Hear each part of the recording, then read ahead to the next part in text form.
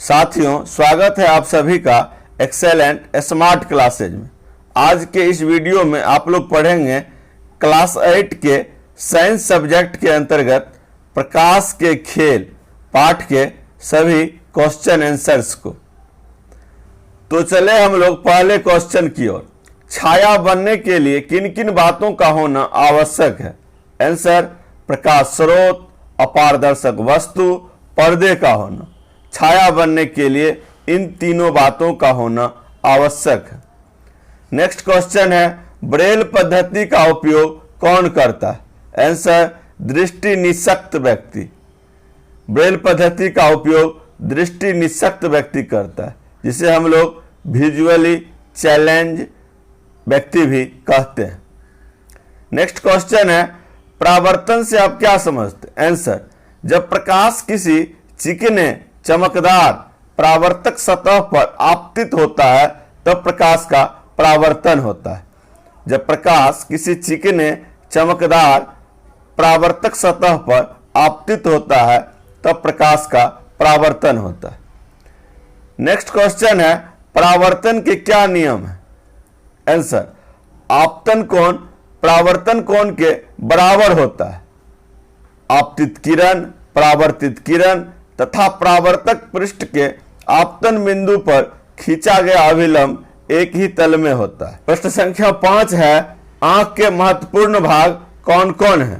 Answer: cornea, परितारिका, पुतली, lens, दृष्टिपटल, दृक्तंत्रिका। Cornea, परितारिका, पुतली, lens, दृष्टिपटल, दृक्तंत्रिका, ये सब आंख के महत्वपूर्ण भाग हैं। क्वेश्चन नंबर 6 है, पारदर्शी पदार्थ किसे कहते हैं? आंसर: ऐसा पदार्थ जिसके आर पार देखा जा सकता है पारदर्शी पदार्थ कहलाता है। जिस पदार्थ के आर पार देखा जा सकता है उसे पारदर्शी पदार्थ कहते हैं। एग्जाम्पल: कांच, जल, वायु, ये सब पारदर्शी पदार्थ के एग्जाम्पल हैं। क्वेश्चन नंबर 7 है, अपारदर्शी पदार्थ किसे कहते हैं? आंसर: ऐसा पदार्थ जिनसे होकर आप वस्तुओं के आर पार नहीं देख सकते अपारदर्शी पदार्थ कहलाता है। ऐसा पदार्थ जिनसे होकर आप वस्तुओं के आर पार नहीं देख सकते अपारदर्शी पदार्थ कहलाता है। एग्जाम्पल: पेपर, लकड़ी, धातुएं इत्यादि, ये सब अपारदर्शी पदार्थ के एग्जाम्पल है। क्वेश्चन नंबर 8 है, पारभासी पदार्थ किसे कहते हैं? आंसर: ऐसा पदार्थ जिनसे होकर प्रकाश स्पष्ट रूप से आर पार नहीं दिखाई देता है पारभासी पदार्थ कहलाता है। ऐसा पदार्थ जिनसे होकर प्रकाश स्पष्ट रूप से आर पार नहीं दिखाई देता है पारभासी पदार्थ कहलाता है। एग्जाम्पल: तेल लगा हुआ पेपर, कोहरा लगा वातावरण, ये सब पारभासी के एग्जाम्पल हैं।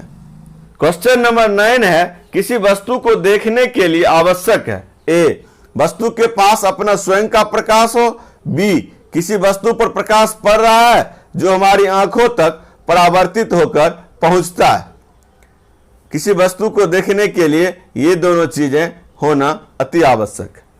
क्वेश्चन नंबर 10 है, नेत्रों का कौन सा भाग नेत्रों के विशिष्ट रंग के लिए उत्तरदायी होता है? आंसर: परितारिका। आइरिस नेत्रों के विशिष्ट रंग के लिए उत्तरदायी होता है। क्वेश्चन नंबर 11 है, नेत्र का लेंस धुंधला हो जाने के कारण रोग होता है। आंसर: मोतियाबिंद। नेत्र का लेंस धुंधला हो जाने के कारण मोतियाबिंद रोग होता है। क्वेश्चन नंबर 12, विक्षेपण से आप क्या समझते हैं? आंसर: प्रकाश का अपने घटक रंग में विभक्त होने को विक्षेपण कहते हैं। प्रकाश का अपने घटक रंग में विभक्त होने को विक्षेपण कहते हैं। क्वेश्चन नंबर 13 है, समतल दर्पण द्वारा बनाया गया प्रतिबिंब होता है। आंसर: आभासी दर्पण के पीछे तथा बिंब के साइज के बराबर। समतल दर्पण द्वारा बनाया गया प्रतिबिंब आभासी दर्पण के पीछे तथा बिंब के साइज के बराबर होता है।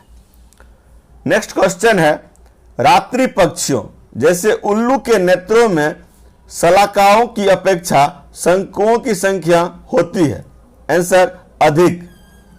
उल्लू के नेत्रों में शलाकाओं की अपेक्षा शंकुओं की संख्या होती है। नेक्स्ट क्वेश्चन है, मंद प्रकाश में पुतली का साइज हो जाता है। आंसर, विस्तृत। मंद प्रकाश में पुतली का साइज विस्तृत हो जाता है। नेक्स्ट क्वेश्चन है, दर्पण द्वारा बने प्रतिबिंब में परिवर्तन होता है। आंसर, पार्श्व। दर्पण द्वारा बने प्रतिबिंब में पार्श्व परिवर्तन होता है। नेक्स्ट क्वेश्चन है, किसी कोण पर झुके दो दर्पण कितना प्रतिबिंब बना सकते हैं? आंसर, असंख्य। किसी कोण पर झुके दो दर्पण असंख्य प्रतिबिंब बना सकते हैं। नेक्स्ट क्वेश्चन है, परावर्तित किरण आपतित किरण से 90 डिग्री का कोण बनाए तो आपतन कोण का मान होगा। Answer, 45 degree. नेक्स्ट क्वेश्चन है, एक समतल दर्पण के सामने 1 मीटर दूर खड़ा एक व्यक्ति अपने प्रतिबिंब से कितना दूर दिखाई देता है? Answer, 1 metre. नेक्स्ट क्वेश्चन है, नियमित परावर्तन से आप क्या समझते हैं? आंसर, जब प्रकाश किसी चिकने पॉलिश किए हुए तथा नियमित सतहों पर आपतित होता है तो नियमित परावर्तन होता है।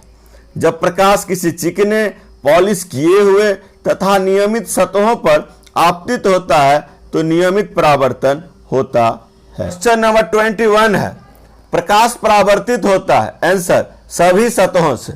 प्रकाश परावर्तित सभी सतहों से होता है। क्वेश्चन नंबर 22 है, विसरित परावर्तन होता है। आंसर, खुरदुरे सतह से। विसरित परावर्तन खुरदुरे सतह से होता है। नेक्स्ट क्वेश्चन है, विसरित परावर्तन से आप क्या समझते हैं? आंसर, जब सभी समानांतर किरणें किसी समतल पृष्ठ से परावर्तित होने के पश्चात समांतर नहीं होती तो ऐसे परावर्तन को विसरित परावर्तन कहते हैं। जब सभी समांतर किरणें किसी समतल पृष्ठ से परावर्तित होने के पश्चात समांतर नहीं होती तो ऐसे परावर्तन को विसरित परावर्तन कहते हैं। नेक्स्ट क्वेश्चन है, विभिन्न प्रकार की रेखागणितीय आकृति एवं उपकरण देखने में उपयोग किया जाता है। Answer, kaleidoscope. विभिन्न प्रकार की रेखागणितीय आकृति एवं उपकरण देखने में कैलिडोस्कोप का उपयोग किया जाता है। क्वेश्चन नंबर 25 है, पॉलिश युक्त लकड़ी की मेज, संगमरमर की फर्श पर फैला जल, दर्पण, कागज की टुकड़ा इत्यादि पर जब प्रकाश की एक समांतर किरण पुंज टकराती है तो कौन सा परावर्तन होगा? आंसर, नियमित परावर्तन। नेक्स्ट क्वेश्चन है, चॉक पाउडर गत्ते का पृष्ठ पर जब प्रकाश की एक समांतर किरण पुंज टकराती है तो कौन सा परावर्तन होगा? आंसर, विसरित परावर्तन। क्वेश्चन नंबर 27, रेटिना की निम्नांकित विशेषता है। आंसर, यह अनेक तंत्रिका कोशिकाओं की बनी होती है। बी, इस पर बने प्रतिबिंब का प्रभाव वस्तु को हटा लेने पर तुरंत ही समाप्त नहीं होता। सी, अंध बिंदु रेटिना तथा तंत्रिकाओं की संधि पर उपस्थित होता है। क्वेश्चन नंबर 28, मानव नेत्र की विशेषता है। ए, सामान्य नेत्र दूर रखी वस्तुओं के साथ साथ निकट की वस्तुओं को भी स्पष्ट देख सकता है। बी, वह न्यूनतम दूरी जिस पर नेत्र वस्तुओं को स्पष्टतया देख सकता है आयु के साथ साथ परिवर्तित होती रहती है। मोतियाबिंद नेत्र का लेंस धुंधला हो जाने के कारण होता है। तो साथियों, यह कुल 28 प्रश्नों का संकलन है। आशा है आपको यह वीडियो अच्छा लगा होगा। आप इसे लाइक, शेयर और सब्सक्राइब जरूर कीजिएगा। धन्यवाद।